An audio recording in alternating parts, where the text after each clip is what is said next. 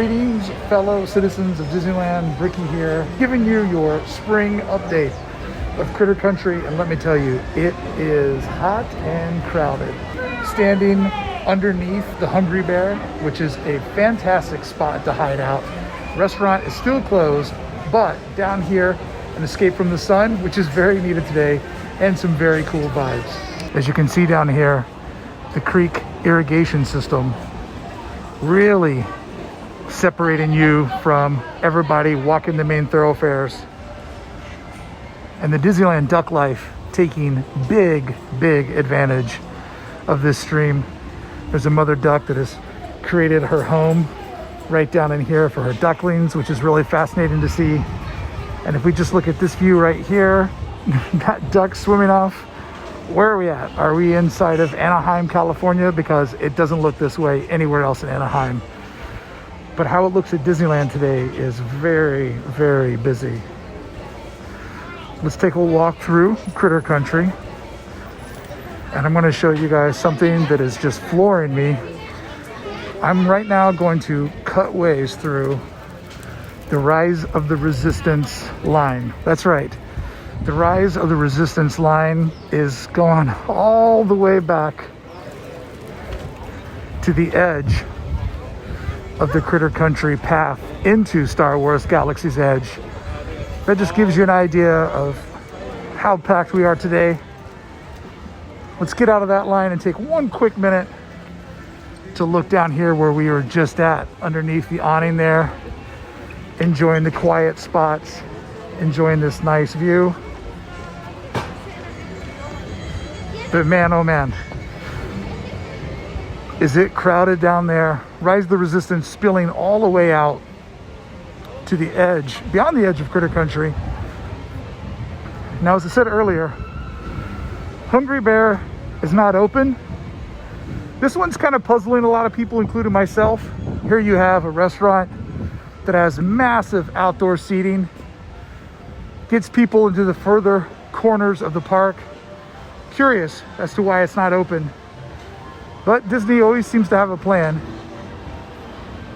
Once again, looking back on the stream, we started down here, we worked our way over to that bridge, and now we just have this beautiful view over to the rivers of America. And all the waterways in Disneyland are somehow magically connected. Now, what's fascinating to me is they are allowing, well, maybe they're not. Every table says table not available, but many tables actually do have folks sitting on them. But let's just cruise down here to one of my favorite spots. Well, we're not going to be able to go that far because they do have this area partitioned off. But let's quickly see if we can't look over the edge here. Not a lot to see, but trust me, that Rise of the Resistance boarding group queue is going pretty slow. But I would say that there's easily a half a dozen folks here, half a dozen different tables, making good use of this canopy in the quiet spots. Let's peek back down again.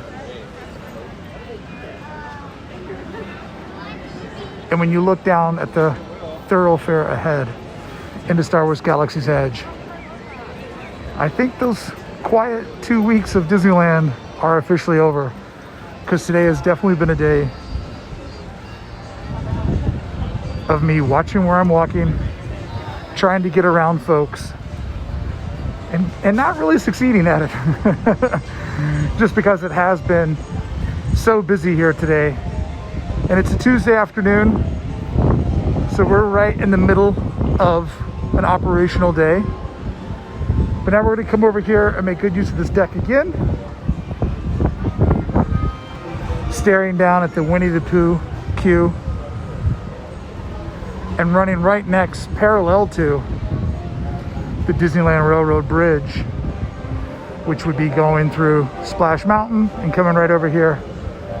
As we check out these lands from season to season, this is going to be a land that we are going to definitely get some updates on as we do our designer walkthrough tours, because As we all know, Splash Mountain is getting rethemed to Princess and the Frog, something I'm very excited to see how that all shakes out.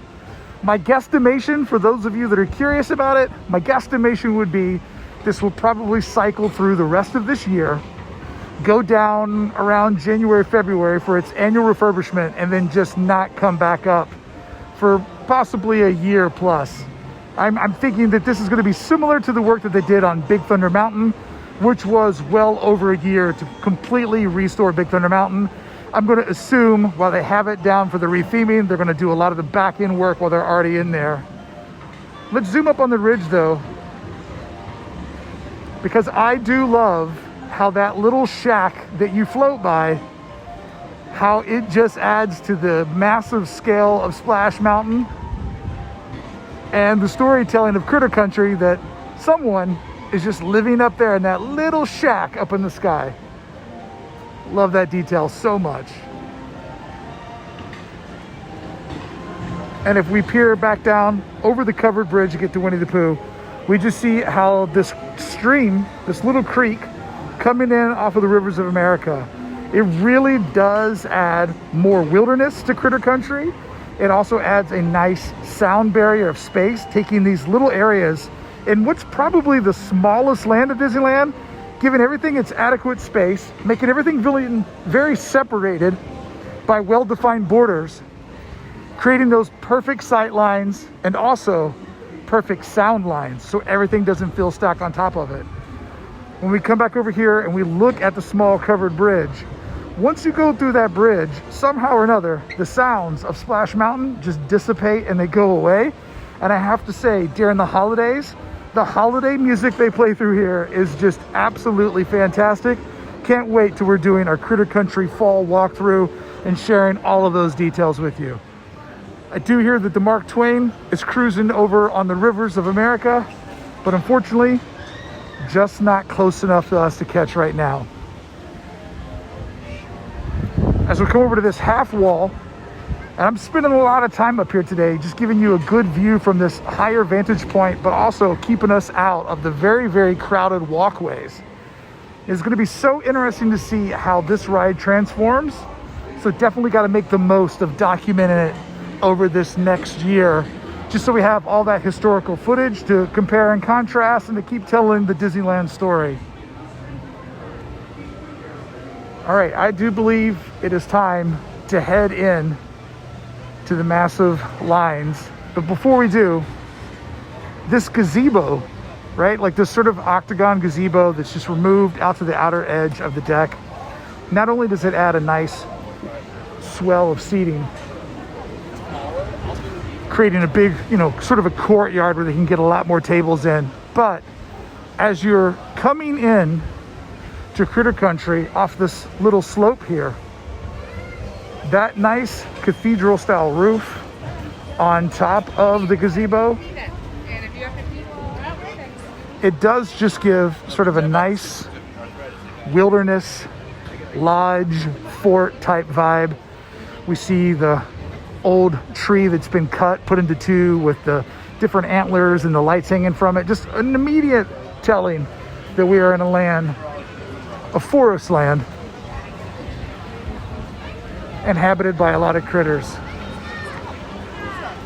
The view of the Hungry Bear from here, you never go inside of there.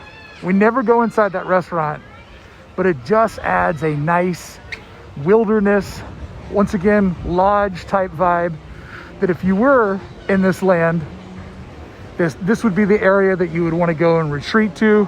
Maybe you'd have a hotel room in here. Maybe this would be your escape for your family's visit out into the wilderness. All right. I would assume by the time we do one of these updates for Critter Country in July, that this restaurant will be back open, and we'll remember fondly of how we had the whole patio to ourselves to do some of those quiet shots. Don't want to throw the camera in people's faces, so we're going to probably breeze through here at a fast pace and hope that in quieter times, maybe we can capture some of the details. But I do love this woodwork here, showing Winnie the Pooh and his gang all carved into the side of the covered bridge. We can see the creek keeps flowing all the way around Winnie the Pooh, creating this beautiful barricade, right? Like there's the fence that we're at, there's the fence that they're at, just the brush on each side and the creek, creating a healthy balance of distance, which, as I said earlier in the video, helps just tell the story so much better. And then we come down here to see some of these props that Imagineering has put along the way. It just tells the story that this is not only a land full of critters, but a land full of critters that are maybe a little bit more sophisticated than the ones that we know, as they have their little home built on the side of the river here, or I should say creek. Once I was here on a very rainy and cold sunny night in January, and I saw 2 raccoons running through here, and I thought, oh my lord, there really are critters in critter country. All right, let's find the next little opening that we can set up shop in.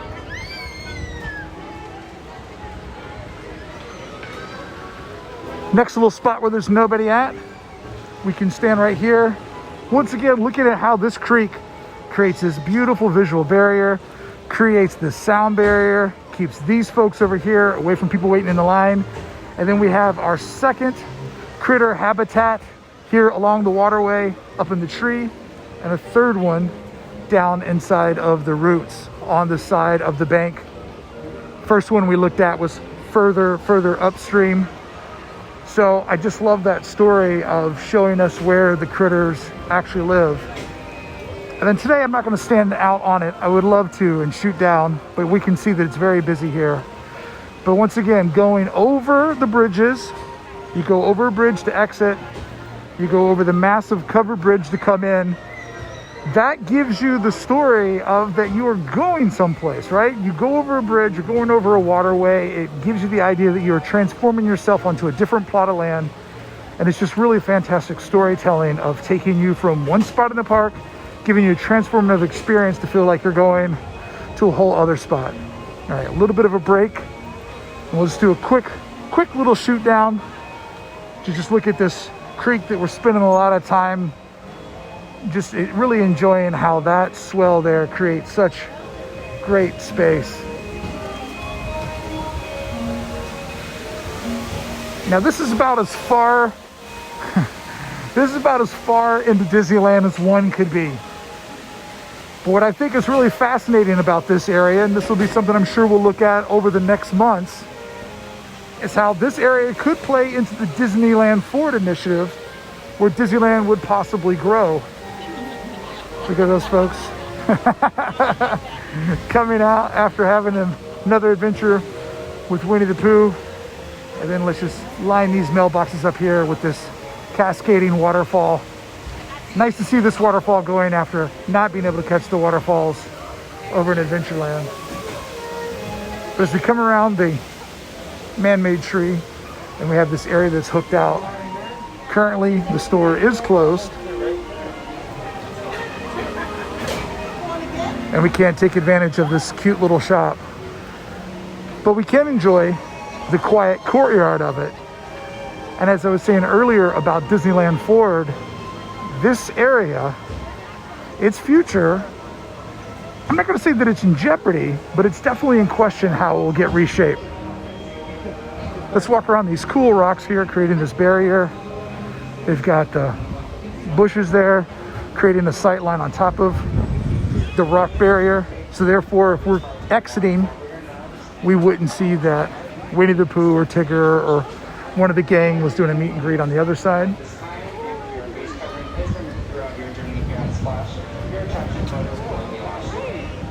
But as we come around the Leaning Tower of Honey, let's once again take good advantage of this time and shoot, as I've been paying attention to a lot, how you have one little building here with the deck on it that's hard to see through the brush. And then immediately, even though it's the same building, we come over to the Teddy Bear's Swingin' Arcade, where there's this cool old style like half circle on there, the 3 windows, not a bay window, but the 3 windows together. You get the roof, you get the vertical lines next to the strong horizontal lines. So this ketchup and mustard deal, giving you an idea that there's 2 different buildings. And then masterfully, recessing this building back, right? This one's going back a good, we'll say 6 feet, but this one's only recessing back, say 3 feet. So that differential there just really makes this facade feel like you're looking at 3 different buildings. And then the way that this one is bent like a J just puts you in this cul-de-sac of storytelling. And then the fact that they have the bushes growing up there just adds a little bit more to the canopy. And for anybody who's out of town and not really familiar with what Southern California, in particular Anaheim, is like, this type of forest, this type of canopy, totally familiar for people that live in the south of America, people that live, you know, in the Midwest, but highly, highly irregular for this part of the country. So let's make good use of this quiet time and look at some of these details that might be hard to catch the next time we come through. This old woodcut illustration. Couple of gold, right? Like these gold plated water fountains are interesting, how it tells the story. Our light fixture looks like a lantern. Just everything really leaning into the idea that we are in a wilderness area, but importantly, a wilderness area not like Frontierland. Maybe a little bit more cartoony. I've always thought of it this way. If Toontown is the animated version of Main Street USA, then Critter Country is the animated version of Frontierland.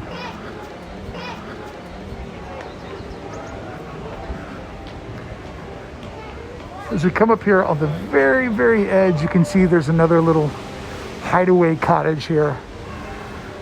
But Disneyland Forward brings us something new to Disneyland that is non-Star Wars related. And that's very important. If it's non-Star Wars related, this would probably be the thoroughfare or the push-out point, because if we kept going here and we crossed the tram path eventually, we would be at the very edge of the Pixar Palace parking garage, where there's nothing in the way to be built, like the beginning of Raw Earth. If we go a little bit this way, then we're at the parking garages, which there's no way they're ever going to touch those parking garages. They are massive money makers, such a utility that's needed. So if it's Star Wars related, Disneyland Forward, then I would suspect that we would get some sort of exit over from Galaxy's Edge.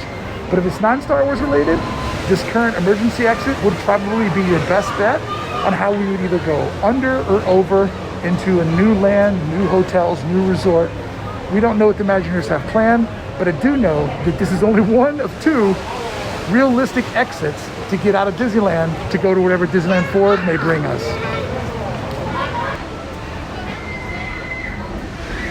I do love, though, the idea of this little cottage up on the side of the ridge and the way that all of Splash Mountain perfectly keeps downtown Disney and the tram path out of our way.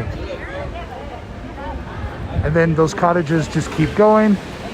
The layering and the storytelling here is just pretty phenomenal. I mean, everywhere you look, there's a little critter structure somewhere giving you that idea. And then we have this old shack, the photograph studio.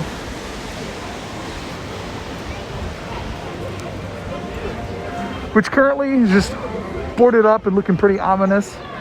But I do love how it's an extension from the rides facade, making you feel like there's a whole different area across from this thoroughfare right here.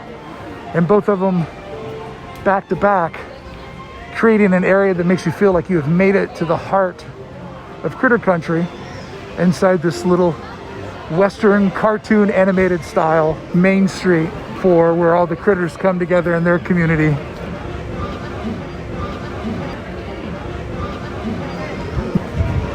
Splash Mountain, really, really busy today. We will definitely catch all of those details when we're here at a different time, when we can get up to the rail. But I don't want to be interfering with the line or putting a camera in anybody's face. My rule of coming here is what I'm doing should never ruin anybody else's Disneyland experience, because then what's the point? I'm working against myself, because my whole goal is to give everybody a window into the Disneyland magic.